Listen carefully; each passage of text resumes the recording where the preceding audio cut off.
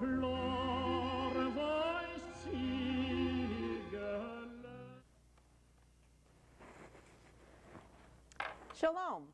and welcome to my kitchen. I'm Eenie Frost, and this is my guest today, Ellen Friend, a very good friend. And Ellen and I have been co-editors of Portal to Good Cooking, Volume 4. And this is a book that tells about all wonderful ideas, and especially a milchik dinner that we're going to make tonight.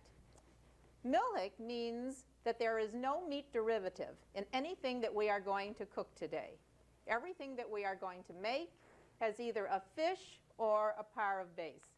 And I think that you're really going to enjoy this special dinner based on the art of Jewish cooking. First of all, we're going to make as an entree a wonderful fish.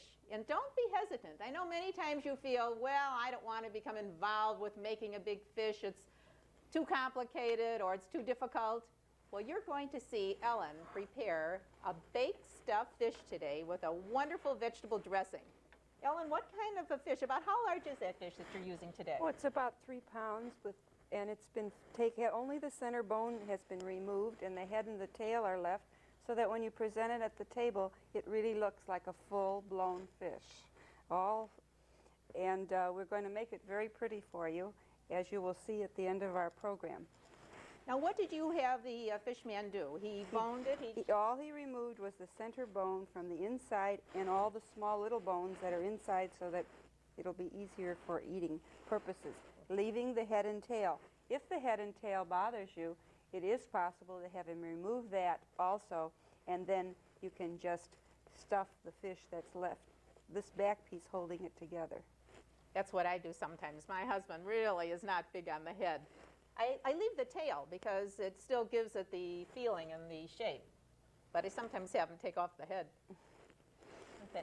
Now, what kind of stuffing are you going to make today? The stuffing contains celery, mushrooms, and onions. We have a cup of celery. We have 2 medium onions that have been sliced. And we have a ½ pound of fresh mushrooms. And they're all sauteed in butter. And we are then going to mix those with this ½ cup of cornflake crumbs, and this is just a package of drained spinach that's chopped, just like you buy it in the frozen food department, not cooked. We drain it real well and take the spinach just like this.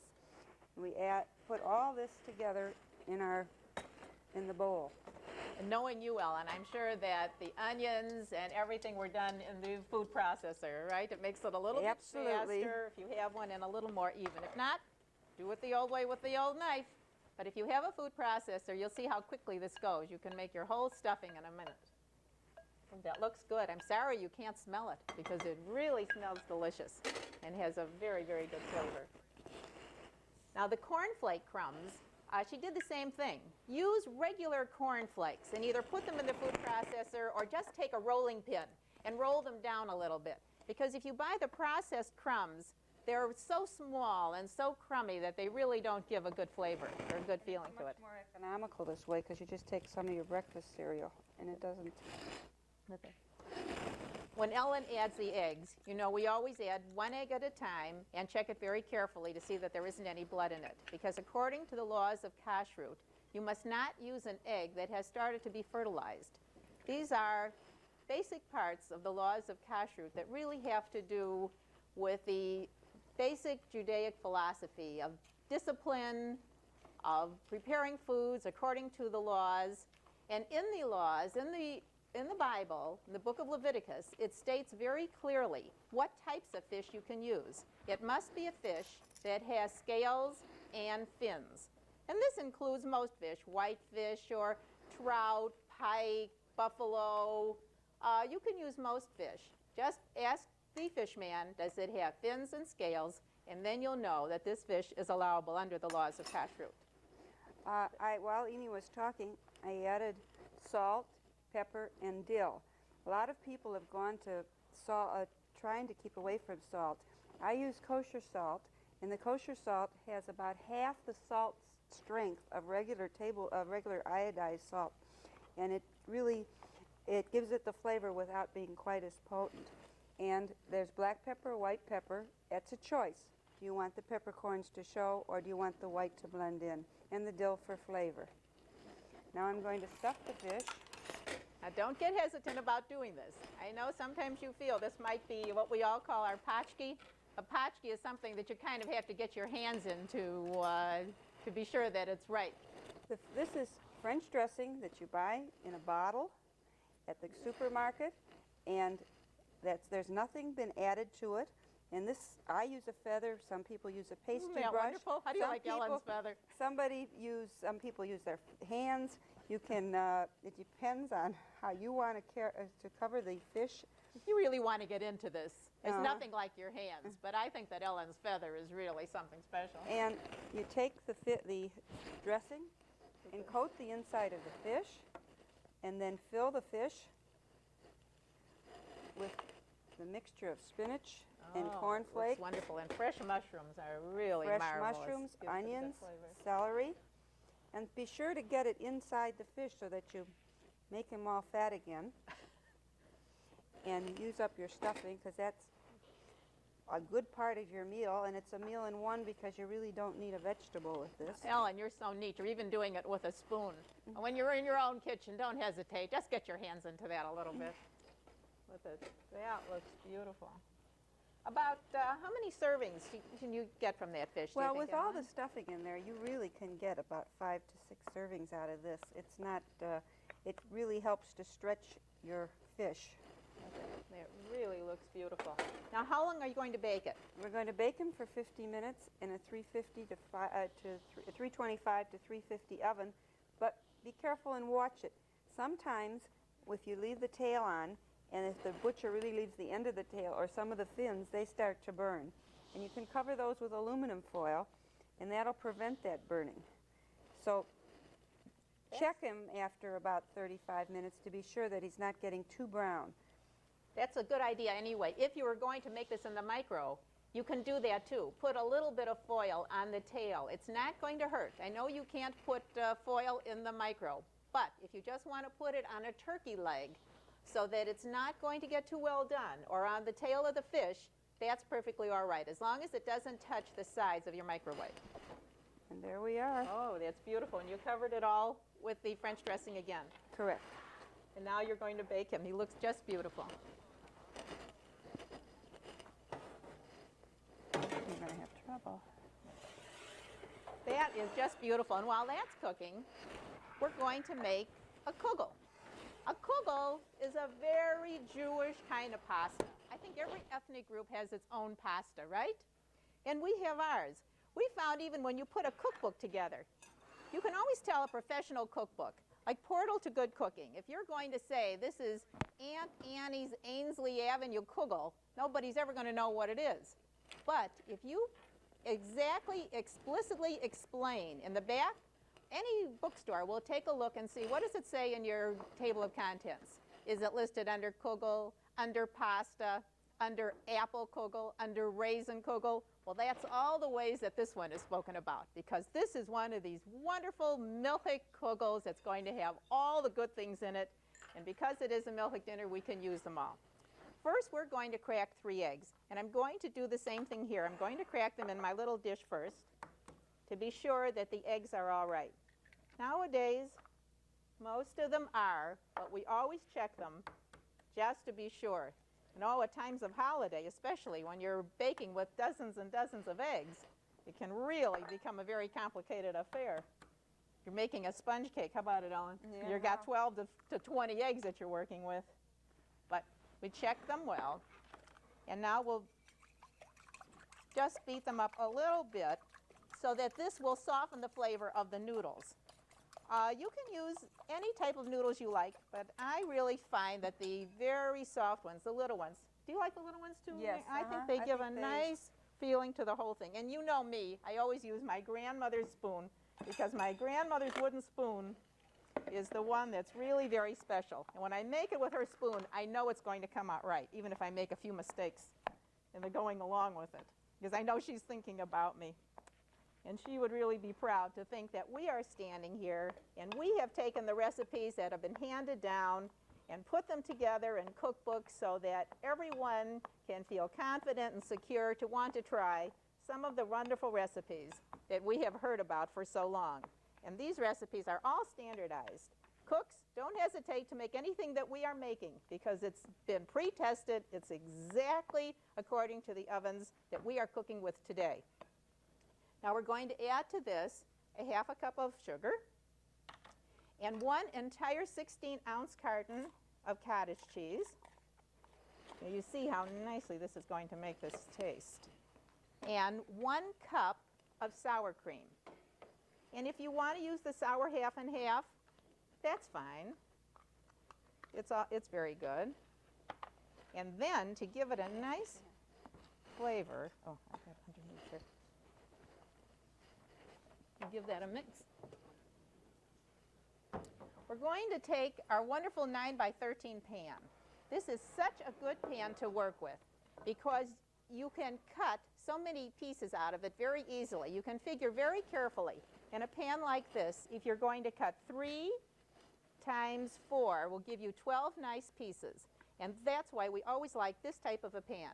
We're going to put a half a cup of butter. But I took 2 tablespoons out of the butter to grease the pan first. I did this in advance. And now we'll add a teaspoon of cinnamon. I think we're all big on cinnamon. We know it really gives it a wonderful flavor. And then we have a cup of raisins. I'm going to reserve a few to put on the top because I think it gives it a nice look. And here we have some apples. Well, fresh is best. Well, you know that that's my theme song anyway. But today I'm using fresh apples, and the nutrition in the apple is in the rind. So don't pare it. Leave it on. And besides, this redness has a very nice feeling to it. I'm not going to put them all in because I'm going to keep a few to put across the top. Oh, Ellen, that's going to look nice. It smells good, too. All right. Sorry you can't smell it, but when you make it, you'll know how good it is. You'll probably try a little bit before you bake it. All right, should we put it in our nice greased pan? This is a 9 by 13.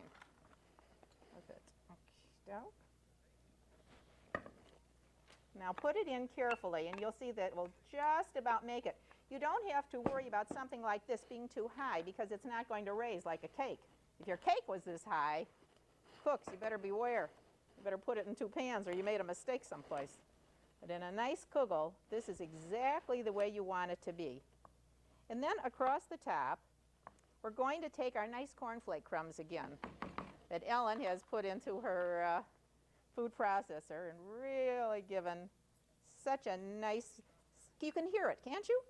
They're crunchy. You know, I think this is what they use in the movies. You're not really walking on snow, you're walking on cornflakes because they wanted to have this crunchy feeling, and this is what we want to give it. And then let's sprinkle some nice raisins on it to give it a nice look. And we reserved a few apples. And if it's a time of the year when you have an apple tree in your backyard like we had for so many years, oh, there's nothing like going out and picking a couple of apples from your tree and putting them on a nice apple raisin noodle kugel. And we're going to bake this for 30 minutes at 350 covered. And then we're going to uncover it and bake it another 20 minutes. So it's going to bake for a long time, but it has so much in it that it needs all of this richness and all of this time. And that is our kugel. Now for dessert, we are going to make something that I think you are really going to enjoy, and I think you're going to be sorry you're not here to taste it. But I hope that you will try one of these at home, because we are going to make a trifle of trifle. Now this may sound complicated, but when Ellen and I get started, I think you're going to see how much fun it is and what a great dessert it is. Let's see. All right, now to make a trifle, you should use cake that's day-old cake. And you can use either a pound cake or sponge cake. What do you usually use, Ellen? Either one. Either one? Mm-hmm. Now this one was a sponge cake. And when you take your sponge cake, either cut it to fit your bowl, whatever type of bowl you're going to use. If you're just having a few people, use a champagne sifter. It's lovely. It has a very pretty shape and will work out very nicely. We're going to use a trifle dish today, and we have cut it into the proper size. And then I cut it in half. Now, in order to cut it in half, my daughter-in-law was there yesterday when I was doing this, and she said, oh, please, show them how you do it. How do you cut a cake in the half so that it'll be even? I'll move the bowl. You take your toothpicks and put it in the middle of your cake. Let's see, maybe I'll just put it out here, and then you can see. Take your toothpicks and line them all the way around your cake. And then take a heavy bread knife. And you'll see, as you cut it around, you will align it with the toothpicks and it will come out exactly right. And you'll see when we pick up this cake and put it in our trifle dish, it's going to be exactly the right size. One of the reasons I like this dessert is because you're already having your cake in your serving dish. It's all set to go. And you don't have to worry about last minute. You put it in the refrigerator, you let it set, and you're all ready to go. And now, to give it some good flavor, I borrowed this from Jack. I hope he doesn't notice it's gone. I have some apricot brandy. What do you usually use, Ellen? You can use Cointreau, Grand Marnier, whatever suits your fancy, or you happen to have around the house. Some people use regular brandy. And then we took some vanilla pudding. And when you make vanilla pudding, be sure that you always put some foil or something on top of it, because it will get a crust. Of course, the lights here are so heavy. We'll mix it up a little bit and take half of our pudding. This is a large 6-ounce size of pudding. And put it around in order to give it a nice, oh my goodness. I'll get it. Here, I got this all set. You can't ruin this, because anything you put into it is only going to be delicious. And go to the market and check the fruits that are in season, because it's any type of fruit when it comes down to the fruit. And some people like chocolate pudding or Yes. Pineapple pudding. I mean, it doesn't have to be vanilla. Or that pistachio. Have you tried that new pistachio? It's fabulous. Now, to give it some nice color, we're going to put in some frozen strawberries. Look at how pretty this is going to look. Here are some lovely frozen strawberries into our trifle. And this is a fabulous dessert. You can make it in advance. In fact, you should make it in advance, because it should really set in the refrigerator for at least 6 hours. Then we're going to put some whipped cream on it. Now, if you feel that you would rather use the non-dairy whipped topping, fine, no problem. But you can use either one you want. Just layer it on. The whole thing is layering things carefully. And now on top of that, we'll do the same thing. We're going to take our next piece of cake, and put it in. See, that's why it's good to cut it in advance. Although if you use pound cake, then you can just cut it in different pieces as you're doing it. Some people take like an angel food cake and just wedge it and put the wedges in instead of layering. Yeah, instead of layering it. Right, and pineapple. Oh, well, we love pineapple. It gives everything such a wonderful flavor. We have a 20-ounce can of crushed pineapple that has been drained that we're putting in. And now we're going to set into it a nice fresh banana. And just slice it in very carefully. And you'll see how nice this will look. This is really a wonderful dessert, and the presentation is so beautiful. When you come out to the table with it, it looks like you've worked for hours and hours. Everybody just says, oh, and oh, and they think you've really done something. Whereas you really haven't done a thing, and you don't have to make the cake at all. You can buy one that's ready-made. It's just as good, it's fine, and always works well. Then we will cover this with some more whipped cream. So you see this is getting better already. How about I hope it? you removed all the calories, Eenie. Oh, well, you know, when you have trifle, and you have a trifle, they never end up with that. Everybody always wants a second helping. I'm going to tell you that right now. So no matter how many people you're going to have, always make plenty. Because once you start with this, it is one wonderful dessert. And we will just decorate it with the rest of the pudding. That we'll put around the side, because we're going to want this to look pretty. As I said before, we always try to make the presentation very important in anything that we cook. I think that has so much to do with cooking. And we're showing you how you can do all these things very quickly, because after all, we have done this thing so quickly. So here we have our beautiful trifle all ready to go, and there were some wonderful fresh strawberries in the store that we're going to put right on top of them. And while I'm putting these wonderful strawberries on it, Ellen is going to decorate the fish. So we have that all ready to go. Ellen, oh, Ellen, my goodness, that really looks beautiful. It really looks nice. Let me take some of this off. You might get a little crummy, but I'll tell you, if you have somebody around, they're going to be sure to eat up the crumbs from your trifle, so don't worry about it.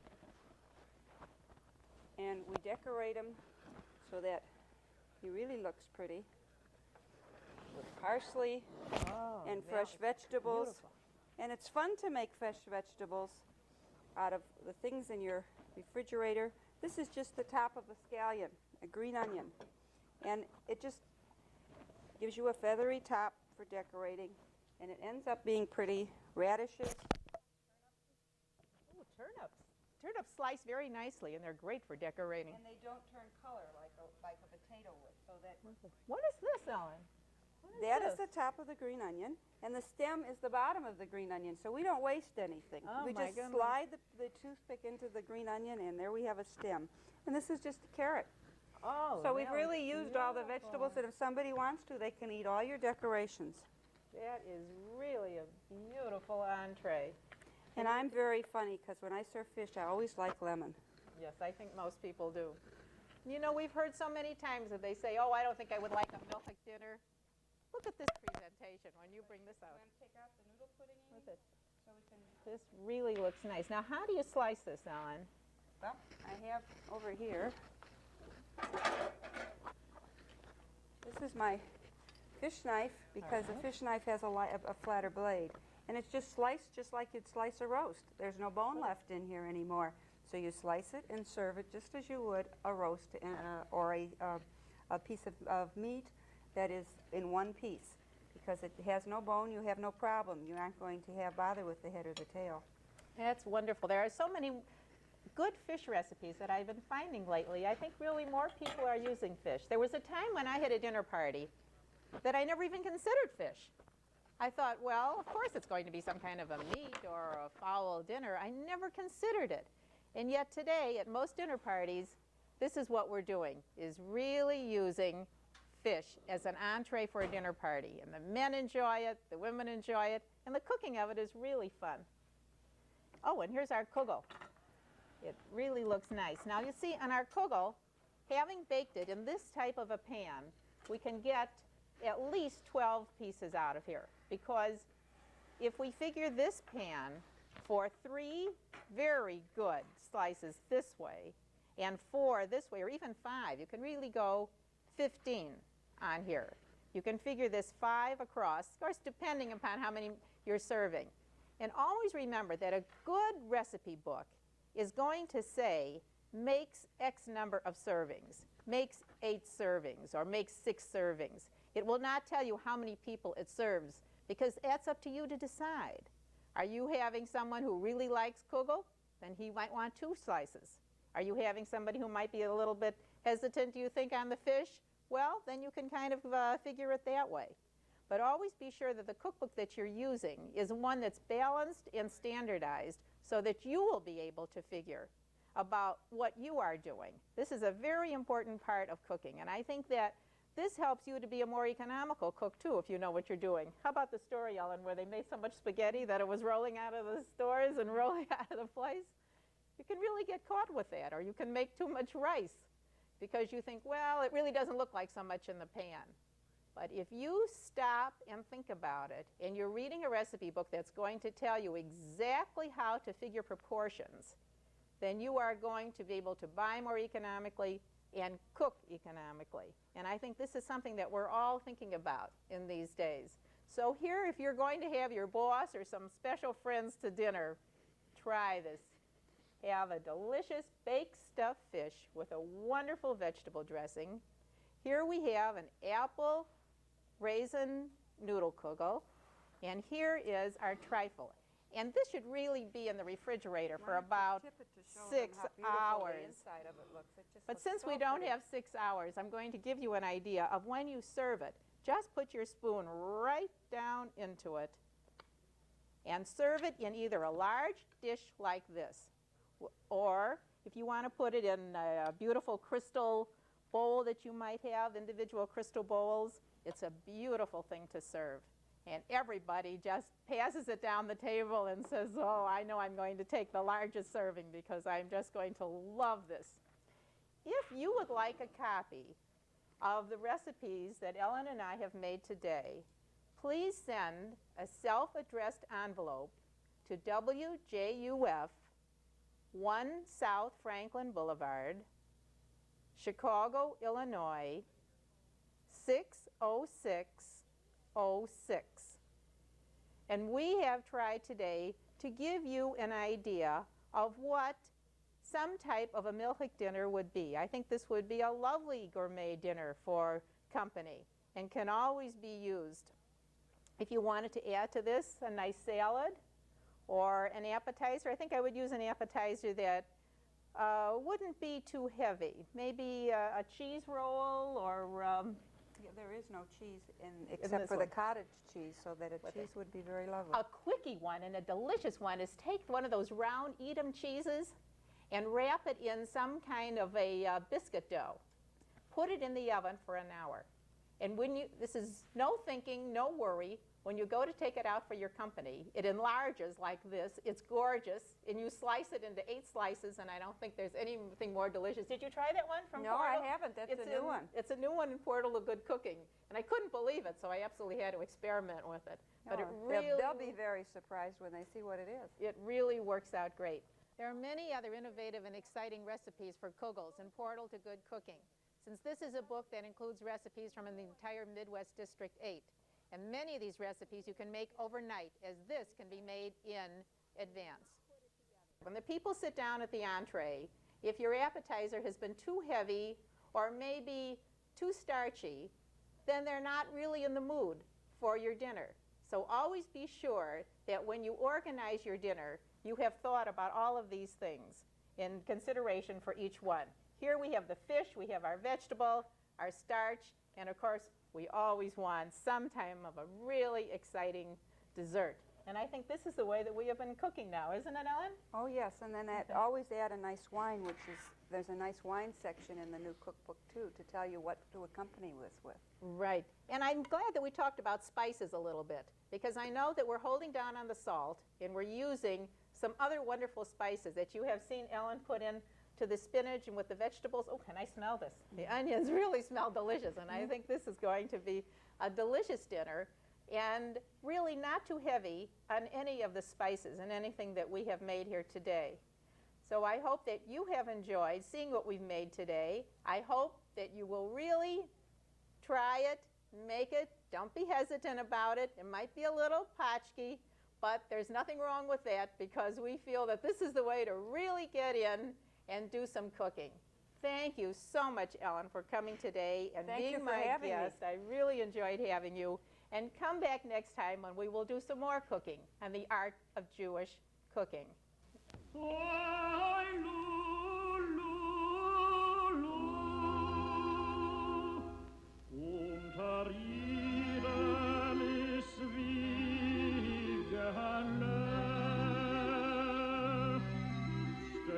Close